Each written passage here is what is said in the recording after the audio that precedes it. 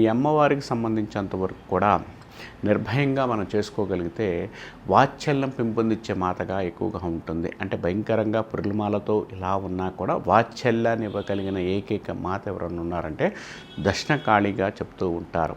జాతక జ్యోతిషపరంగా కూడా దర్శనం అంటే సౌత్ సంబంధించిన శనికి సంబంధించిన దోషాలు ఎవరికన్నా ఉండి శనికి సంబంధించిన విషయాల్లో ఇబ్బందులు ఎవరికన్నా ఉంటే ఈ యొక్క అమ్మవారిని పూజించడం, ఆ అమ్మవారిని దర్శనం చేసుకోవడం వల్ల చాలా మంచి ఫలితాలు, చాలా అనుకూలమైన యోగాలు ఉండడానికి అవకాశం కలిగి ఉంటారు.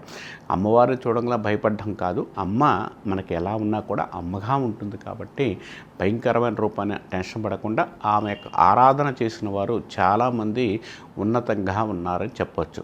ఆమె ఆరాధన చేసే వాళ్ళలో ఇప్పుడు మనకు ఎక్కువ చెప్పాల్సింది ప్రధానమంత్రి మోడీ గారు ఎక్కువగా దక్షిణకాళి అమ్మవారి యొక్క ఆరాధన ఎక్కువగా చేస్తుంటారు. అంటే ఆమెను ఎక్కువగా పూజిస్తూ ఉంటారు. అందుకనే నవరాత్రుల్లో ఎక్కువగా ఆయన అమ్మవారిని ఎక్కువగా పూజిస్తూ ఉంటుంటారు.